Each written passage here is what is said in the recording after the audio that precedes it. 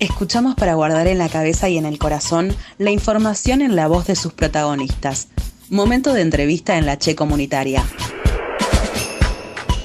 La información en la voz de sus protagonistas. Bueno, en primera instancia, por ahí, como más relevante, digo, si bien cuestiones de abuso policial vienen sucediendo, creo que desde que tenemos memoria, desde que estamos acá, yo en particular en San Martín, ya hace casi 19 años, y siempre están estas cuestiones de los abusos policiales, sobre todo a los pibes en particular. Digo, soy docente y nos hemos enterado de algunas cuestiones, como no haciendo esta cronología de hace un tiempo atrás, y poniendo más en tensión lo que nos pasó o lo que nos está pasando con las fuerzas policiales. Viene a colación de lo que está padeciendo, por así decirlo, Nadia, que es una habitante de San Martín de los Andes, con todo un historial de situaciones de falta de respuesta a viviendas, que ese es otro punto también en cuestión. Ante tanta vulnerabilidad y tantas faltas de respuestas, Nadia decide tomar una casa que estaba deshabitada con un montón de irregularidades que, bueno, justamente digo, ahora no vienen al caso, pero son muy importantes, porque si no se nos haría muy extensa la nota. Pero bueno, el punto en cuestión es que cuando Nadia decide tomar esta casa, porque estaba deshabitada, y la casa, que es vivienda única, entregada en un plan de emergencia habitacional, la casa la modifican un poco porque construyen una iglesia, en el fondo de la casa una iglesia pastoral, una iglesia evangelista, que tampoco viene al caso, pero sí es muy importante en esto que nos está pasando.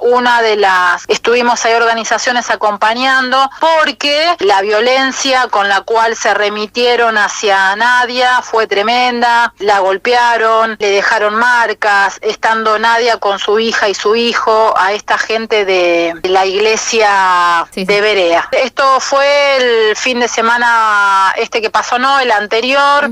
Resulta que esto fue entre viernes, la secuencia fue viernes, sábado, domingo. Resulta que el sábado a la noche se acerca una patota, un grupo de varones, y entre ellos se menciona que quien se acerca al lugar es un policía que estaba de civil, que es conocido acá en San Martín con el apodo de Mariachi. Después, bueno, pasa toda esta situación, horrible situación, porque actuaron de manera patoteril, porque digo, también ante esta situación de abuso de poder, de asimetría de poder, lo que le suele suceder a la población, y en ese caso en su mayoría eran todas mujeres quienes estaban en ese momento, y algunos otros compañeros haciéndole el aguante a Nadia, ¿no? Te encontrás con ese amedrentamiento de que sacan como la chapa de que son fuerza policial y de que tenés cuidado, y amenazas, ¿no? Que quedan todas en palabras, que siempre termina siendo tu palabra contra la de la otra persona. Ese hecho, y luego nos enteramos en lo que fue de la semana, nos enteramos también de la denuncia de un muchacho, de un joven, estaba yéndose a tomar un taxi y lo encuentra también la policía y lo termina, ¿no? De público conocimiento, él hizo la denuncia, claro. Le terminan dando un fierrazo en la cabeza, el muchachito termina internado, y por lo que sabemos, y acá yo me hago cargo de lo que digo, ¿no? Siempre está, lo digo porque me lo han comentado alumnos míos, exalumnos míos, ¿no? Del miedo que sienten ante esta situación, porque lo primero que hacen es cagarte a palos. Entonces, ante eso quedás en absoluta vulnerabilidad, y el después, con la amenaza del después, que ojo con lo que vas a decir, y bueno, todo lo que lleva a que los pibes y las pibas también sientan ese miedo. Y por último, esto sucede el viernes, nos enteramos, empiezan a replicarse, yo estaba trabajando, bueno, nos empiezan a llegar, me llaman a mi teléfono con un mensaje de WhatsApp comentándonos sobre una situación de una vecina del barrio del Arenal, donde ha tenido un entredicho con el dueño de la casa que alquila. El hijo del dueño de este señor que tiene casas en el alquiler había tenido una situación de diferencias con el tema del pago del alquiler, que acá también viene esta cuestión. Sabemos que estamos en situación de pandemia, que no hay laburo, hay un montón de cuestiones completamente re difíciles de atravesar para las familias, y bueno, resulta que este señor dueño de las casas en alquiler tiene tiene un hijo que es policía, y se difunde un video de una vecina que graba los hechos en los cuales la fuerza de seguridad también se meten en una casa sin ningún tipo de orden, sin ningún tipo de permiso desde jueces que digan, bueno, podés entrar a una casa, por supuesto, sin tener en cuenta que no corresponde ningún tipo de violencia. Y bueno, el video se ha viralizado por todos lados. Si no fuera por ese video, no estaríamos hablando de esa situación, digo, ¿no? De una vecina que si bien estuvo filmando, nadie se metió también en esa situación. La chica la llevaron presa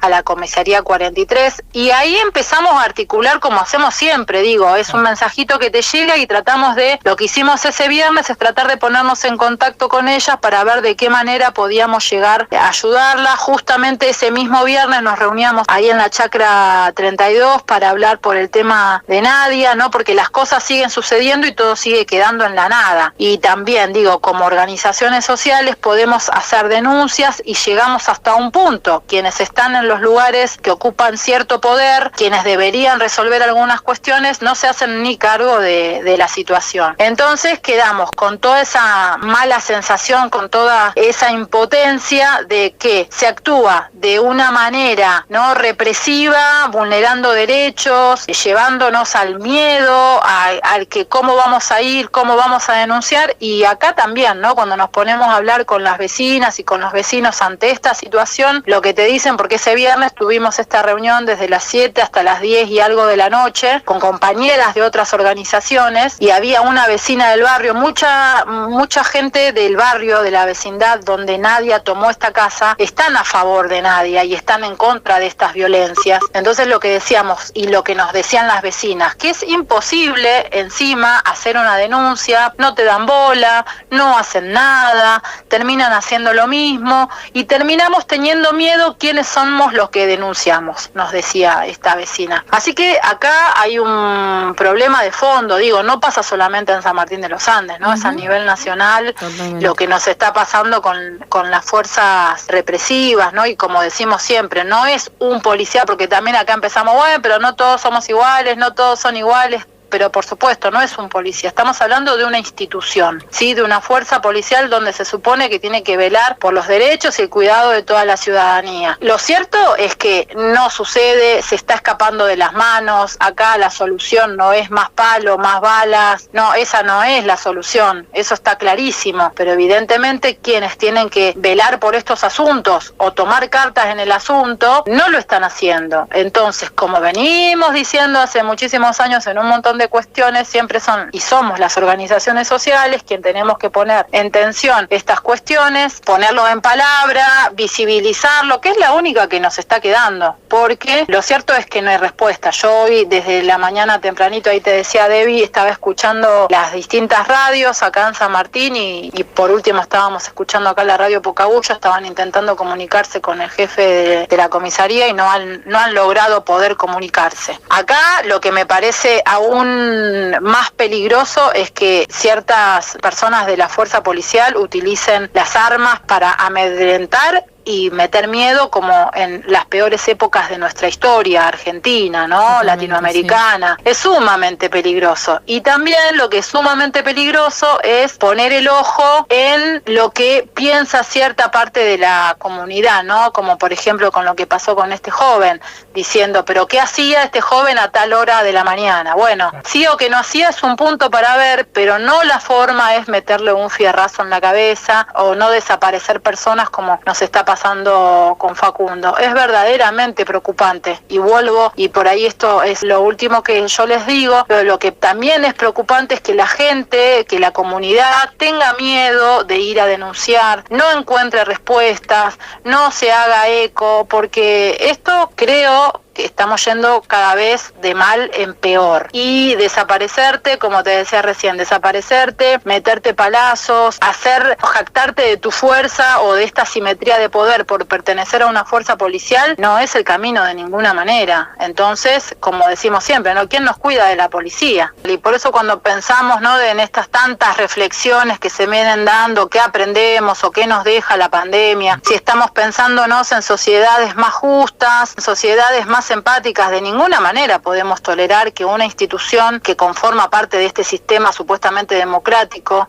¿no?, como es la policía, elija estos caminos de escarmiento, de amedrentamiento, de meter miedo, donde se pueda poner el ojo en las cuestiones de fondo. Digo, para eso están, para eso se supone que eligen ser policías, para eso están quienes eligen ocupar ciertos puestos jerárquicos, para eso están gobernantes que se asumen como representantes y se asumen como quienes pueden resolver algunas cuestiones, pero a la hora de que queman las papas, digo, tenemos que tomar soluciones y resoluciones pensadas a conciencia en pos de un beneficio de la comunidad. Y sí, sabemos que hay un montón de cosas que no se cumplen, digo, con cuestiones que tienen que ver con la vulnerabilidad y que surgieron más aún las brechas de desigualdades con esta pandemia. Entonces, basta de tantas palabras lindas para los momentos que se asumen los partidos políticos en una contienda en el voto, ¿no?, que dicen un montón de palabras y a la hora de llevarlos a la práctica nadie se hace cargo, y acá parece ser que la policía tiene vía libre para hacer lo que le parece, que acá parece que nadie es responsable de nada, que cada quien hace lo que puede, y no es así, porque ocupan un lugar de ciertos privilegios que han elegido, que son trascendentales para el desarrollo de cualquier sociedad, de cualquier comunidad, y de esta manera lo único que estamos haciendo es crear más resentimiento, más dolor. La verdad que es tremendo, porque nosotras, digo, como organización feminista que somos, cuando nos pasan situaciones que tenemos que acompañar a mujeres en situaciones de violencia,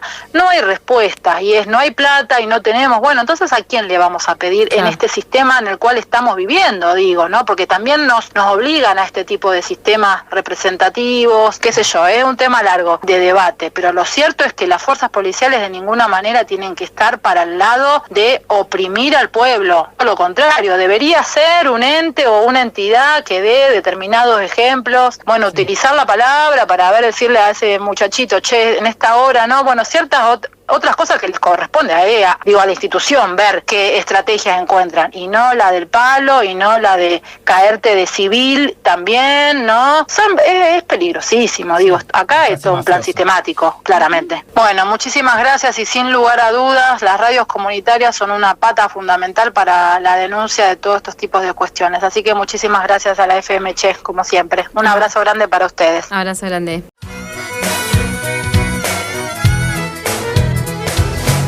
Distintas voces, diversas miradas. Hacemos comunicación popular y alternativa.